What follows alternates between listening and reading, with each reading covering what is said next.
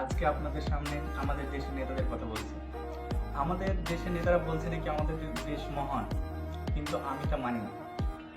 কিন্তু হ্যাঁ, একটা কথা মানি যে আমাদের দেশকে মহান বানানো যাবে যেদিন আমরা জাতি ধর্মের জন্য ভোট না দিয়ে সমাজের উন্নতির জন্য, দেশের উন্নতির জন্য, ঠিক আছে, আমাদের উন্নতির জন্য যেদিন আমরা ভোট দেবো সেদিন আমাদের দেশ মহান হবে। এখানে কি হচ্ছে জানেন তো, এখানে আমাদেরকে জাতি ধর্মের নামে লড়িয়ে দিয়ে আমরা নিজেদের মধ্যে লড়াই করতে থাকি, ঠিক আছে, কিন্তু আমরা এটা বুঝতে পারি না যে আমাদের উপর অত্যাচার করছে, বিরোধ করছে, এটা আমরা বুঝতেই পারছি না। ঠিক আছে, যেখানে আমাদের লড়াই করা উচিত দেশের উন্নতির জন্য, সমাজের উন্নতির জন্য, নিজের পরিবারের জন্য, নিজের ক্যারিয়ারের জন্য লড়াই করা উচিত, সেখানে আমরা নিজেদের মধ্যে লড়াই করছি।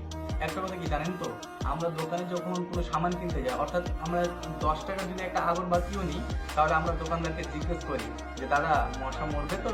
কিন্তু আমরা যে 5 বছরের জন্য আমাদের মূল্যবান ভোটটা যখন আমি তাদেরকে দিয়ে দিই, তখন তাদেরকে একবারও প্রশ্ন করি না যে তুমি আমার জন্য কি করবা, আমার পরিবারের জন্য কি করবা, আমার সমাজের জন্য কি করবা, আমার দেশের জন্য কি করবা।